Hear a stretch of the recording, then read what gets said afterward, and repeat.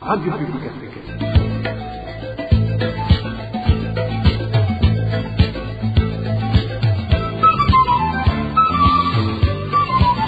Radio Publique Africaine.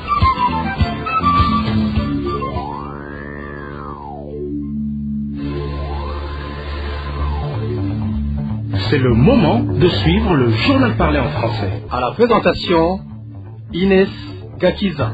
Jeudi 25 janvier 2024, merci pour votre fidélité. Bonsoir ou bonjour, le sommaire de cette édition.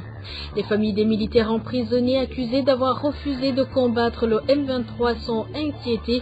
Depuis leur emprisonnement, ils ne les ont pas encore vus. Le gouvernement n'a pas encore de solution au problème de surpopulation carcérale. Devant les sénateurs, la ministre de la Justice a reconnu que la capacité des maisons pénitentiaires est largement dépassée, mais elle n'a donné aucune solution. Et enfin, les déplacements redeviennent de nouveau difficiles en mairie de Bujumbura. La capitale économique traverse une nouvelle pénurie de l'or noir. À toutes et à tous, bienvenue.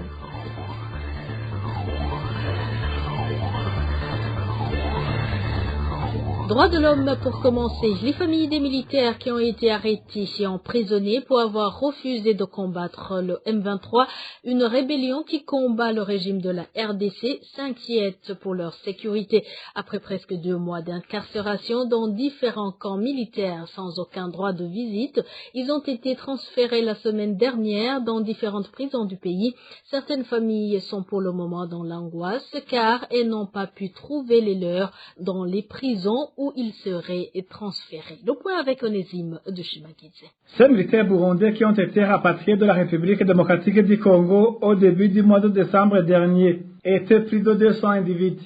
Arrivés à Bujumbura, ils ont été incarcérés dans différents camps militaires accusés de révolte pour avoir refusé de combattre contre le mouvement M23, une rébellion qui combat contre le régime de la République démocratique du Congo.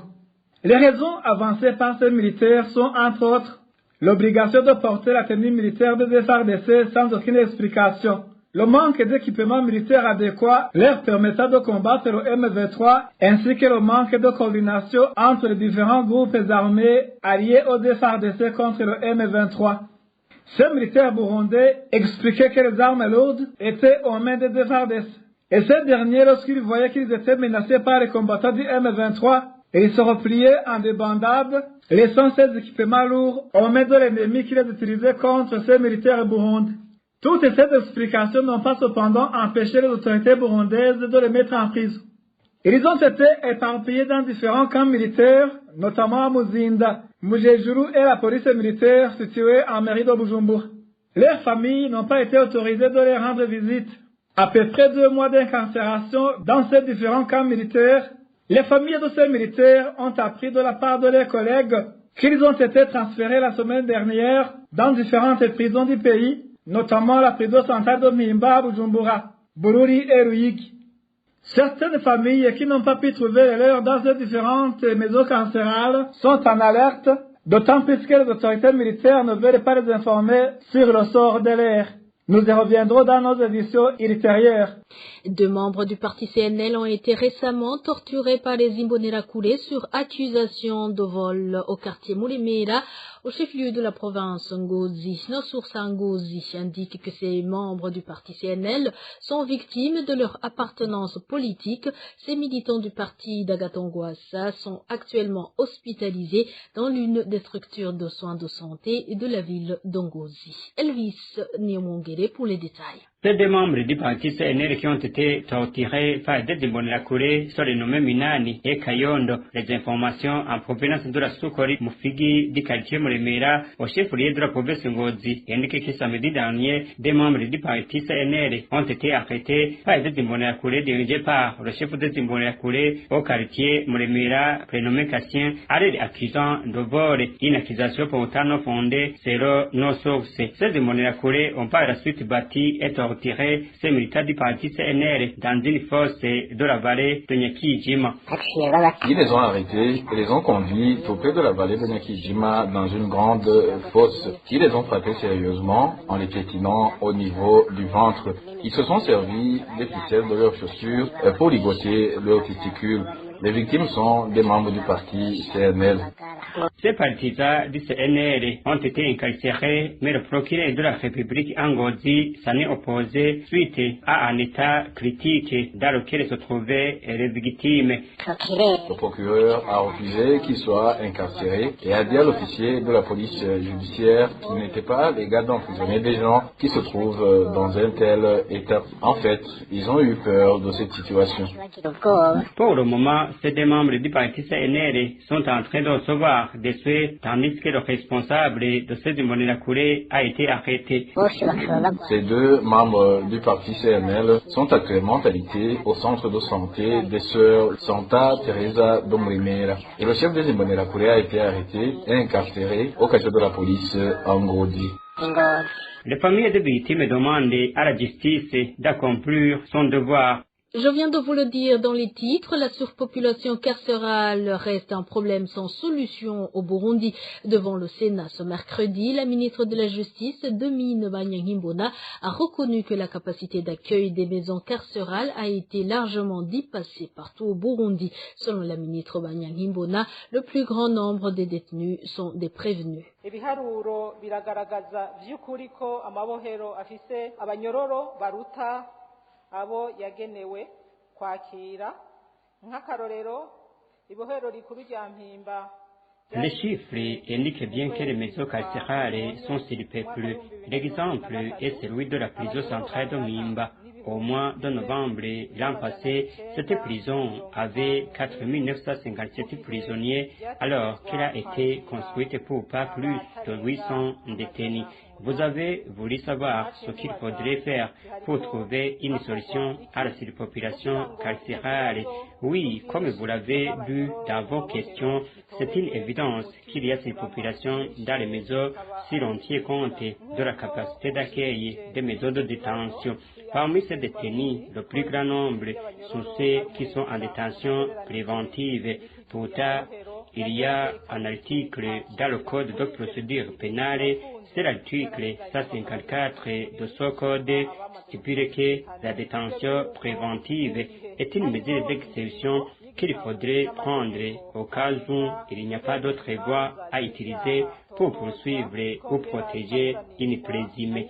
Cette même mesure indique ce qu'il faut pour mettre en détention préventive un présumé. Donc, la détention préventive devrait être un dernier recours à prendre au cas où le présumé pourrait constituer une menace pour la sécurité du pays s'il continuait à comparaître état libre ou alors si sa propre sécurité serait menacée.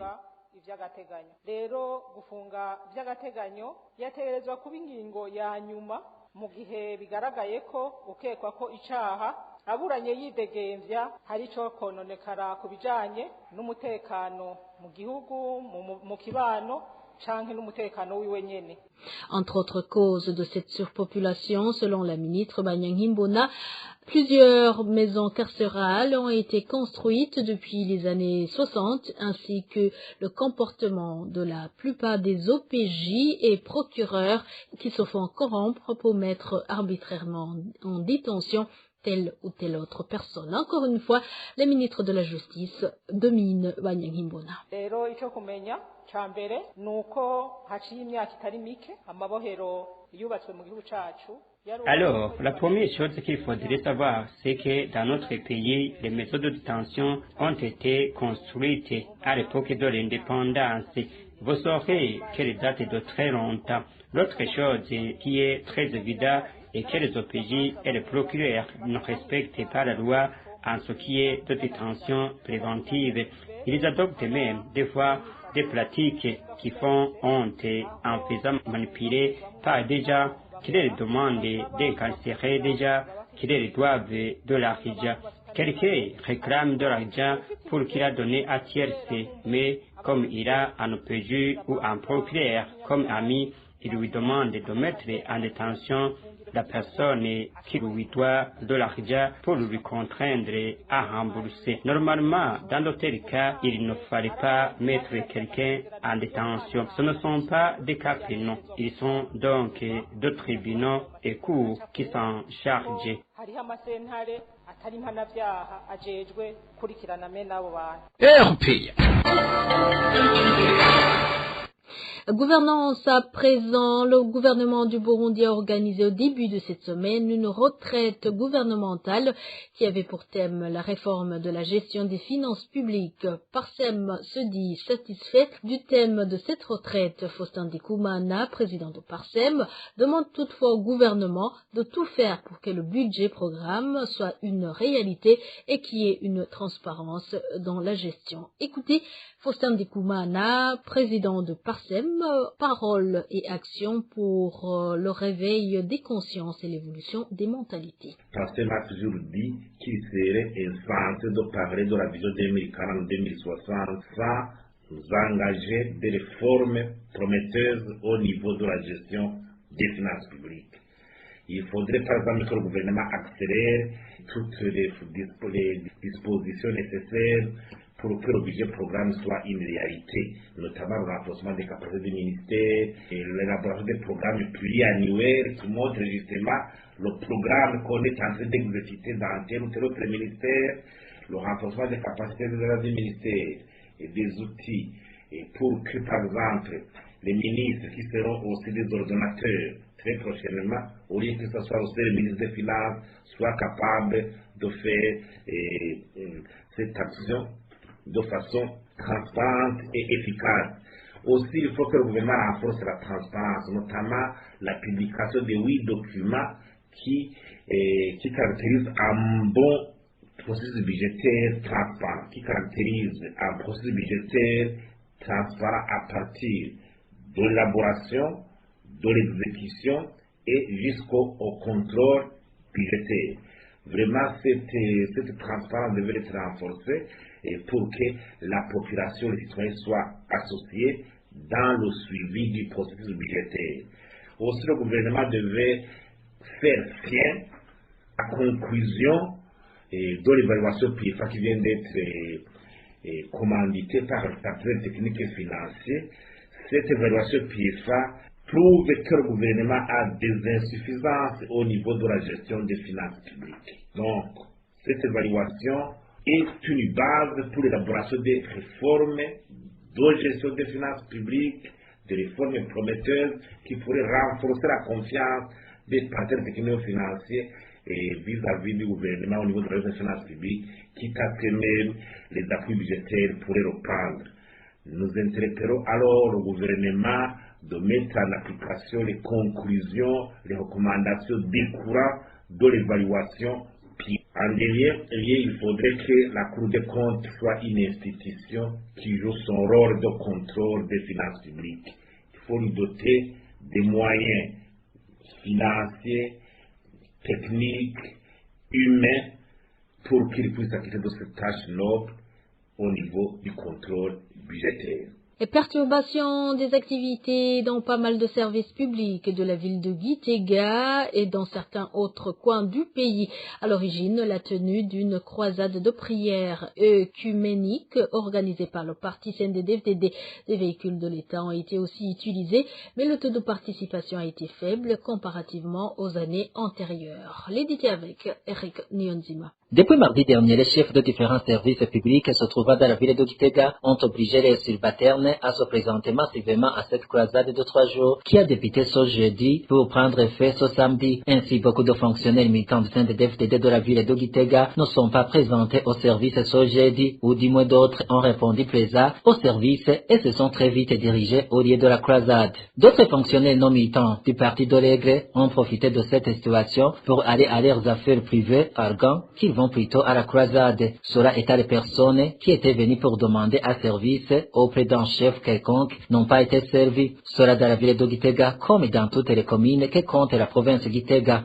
Cet événement concerne aussi les autres provinces. Les chefs de service de ces provinces ont fait un déplacement à Gitega pour cette circonstance. Cela étant, des véhicules de l'État ont été utilisés, y compris le carburant et les frais de mission de l'État. Toutefois, le taux de participation était faible comparativement aux années antérieures. Cela parce que beaucoup de chaises vides ont été remarquées dans différentes tribunes et dans la cour, la foule était moins nombreuse par rapport aux années passées. Plus d'un explique ce faible taux de participation par la pauvreté, la hausse des prix qui prévalent dans le pays, sans oublier le carburant qui manque souvent et dont le prix est lui aussi très élevé. Toutefois, les propriétaires d'hôtels, de restaurants et bars ont vu leur clientèle augmenter suite à cette croisade du parti de l'Aigre. De Gitega, rendons-nous à Kirundo pour parler du déboisement anarchique d'une plantation d'arbres située sur la colline Mwendo en commune Nega. Les responsables de ce déboisement sont les militaires œuvrant dans cette localité sur la colline Gisitwe qui y dépêchent, qui envoient la population pour collecter le bois de chauffage utilisé par ces militaires. Certains des habitants de cette colline plaident pour la protection de cette plantation, d'autant plus que la province Kirundo est souvent victime de la sécheresse. Danny Claire qui la trouve. Cette plantation d'arbres est située sur la colline Mwendo. Selon les informations recueillies auprès de notre source à Kirundo, les militaires de la position implantés sur la colline Gisitwe y dépêchent 2 fois le mois la population locale pour collecter du bois de chauffage utilisé sur cette position militaire, comme l'indique ce citoyen qui s'est entretenu avec la rédaction de la RPA. Des habitants se réveillent très tôt le matin pour aller collecter du bois de chauffage utilisé par les militaires qui sont sur la position de la colline Gisitwe. Ce bois de chauffage est collecté dans les plantations d'arbres situées sur la colline Nendo. Ce qui est frustrant, l'activité est organisée au moins 2 fois le mois. Les mêmes informations révèlent qu'en dehors de ce bois de chauffage pour les militaires, chaque habitant qui en a les moyens paye un pot de vin à ses militaires et s'approvisionne librement dans cette plantation. Ces habitants coupent les arbres et les transportent sur cette position. Ceux qui ont de l'argent donnent un pont de vin à ces militaires qui les permettent à leur tour de couper comme ils veulent des arbres qu'ils transportent chez eux. Actuellement, les arbres collectés pour leur compte dépassent ceux collectés pour le compte des militaires. Ainsi donc, certains habitants de la colline Gisitwe déplorent ce déboisement, surtout dans la province Kirundo qui fait face à une sécheresse notoire. Ils demandent aux autorités du ministère ayant la protection de l'environnement dans ses attributions de veiller à la protection de cette plantation d'arbres située sur la colline Mwendo. Je vous l'avais dit au début, le déplacement dans la ville de Bujumbura est redevenu problématique ces derniers jours. Ceux qui veulent se rendre au centre-ville ou ceux qui veulent rentrer à la maison manquent souvent de bus. Les stations-service sur lesquelles s'approvisionnent les véhicules de transport n'ont pas de carburant, ni l'essence, ni le mazout, et quand ils essaient de s'approvisionner sur d'autres stations-service, ils ne sont pas servis. Méditez avec Elvis, Niomongile. Il s'agit d'un habitat de la mairie de Bujumbura qui déplorait que son mercredi, il est arrivé sur le parking de bus ville Mutakura à 15h, mais jusqu'aux environs de 17h. Il n'avait pas encore eu de bus pour cause, indique notre source, il y a un manque cruel de carburant de type mazout et essence sur les stations-service sur lesquelles les véhicules de transport en commun s'approvisionnent en carburant. Les véhicules qui consomment de l'essence et du mazout non plus du carburant. On avait réservé certaines stations-service pour servir les véhicules qui font le transport en commun uniquement, mais sur ces dernières, il n'y a aucune goutte de carburant. Quand ces véhicules tentent de s'approvisionner sur les autres stations-service, on les chasse carrément. Pour le moment, se déplacer en ville est devenu quasi impossible. Il n'y a pas de bus, pas de taxi en circulation, et ceux qui ont pu garder une certaine quantité pour eux, il faut payer l'argent qu'ils veulent. Les stades qui sont sur les fils en attente de bus regrettent également que les policiers de Marmène pour soi-disant les coordonner au lieu de se pencher à la manière de leur trouver des bus. C'est la police qui met les personnes qui attendent les bus sur les fils et c'est un malmenant. On dirait que nous sommes à l'origine de son manque de carburant. Il n'y a vraiment pas de bus. Les personnes qui conduisent des véhicules d'affaires promenade sont eux qui, lorsqu'ils passent devant une personne, peuvent se déplacer moyennant 3 000 ou 5 000 francs burundais selon le trajet. Le stade de Bujumbura faut savoir que la situation est plus angoissante, à tel point qu'habituellement, ils se rendent au travail à pied et rentrent de la même façon. Et ceci ne manque pas d'incidence sur le travail car, explique-tu, ils arrivent toujours en retard au travail et sont obligés de rentrer avant l'heure. Ils demandent au gouvernement de se pencher sérieusement au problème de manque de carburant et de trouver une solution durable. Merci Elvis Nyamwonge. Les derniers dossiers de ce journal, grogne chez certains citoyens du quartier Mutakura, zone Chibitoke, commune Nahangwa, c'est toujours en mairie de Bujumbura, suite aux coupures de courant électrique qui perturbent leurs activités génératrices de revenus. Et des fois, ce courant électrique revient avec une forte intensité et endommage certains appareils, d'où ils demandent à la Régie des eaux de résoudre ce problème. Éloge Divin Remesha. Les coupures du courant électrique qui causent problème aux habitants du quartier Mutakura en mairie de Bujumbura s'observent depuis près d'une année, du moins selon les mêmes citoyens. Notre source dans cette localité révèle que certaines activités génératrices de revenus sont actuellement au point mort. Le problème de courant est devenu un casse-tête. Nous vivons cette situation durant presque une année où nous sommes alimentés pendant 1 heure seulement, la journée ou le soir, et ça nous cause des difficultés. Ceux qui exerçaient des activités nécessitant du courant, tels des salons de coiffure, ne sont plus à mesure de travailler car le courant n'est disponible que pendant un laps de temps. Beaucoup de propriétaires des cafétérias ont fermé et certains ayant des boucheries utilisent des groupes électrogènes mais travaillent à perte. Selon ces habitants, des fois, ce courant électrique revient avec une forte intensité et endommage certains appareils, d'où ils demandent à la Régie des eaux de juguler ce problème. Suite à ces coupures, il arrive des moments où la Régie des eaux fournit une intensité de courant très élevée et détruit des appareils comme les postes téléviseurs et les postes de radio. La rédaction de la RPM n'a pas pu joindre par téléphone Major Jean-Albert Manigomba, directeur général de la Régie des eaux, pour recueillir sa réaction. Et voilà, nous arrivons à bon port. Merci pour votre fidélité. Au micro, vous étiez avec Inès Pekiza. Excellent moment chez vous.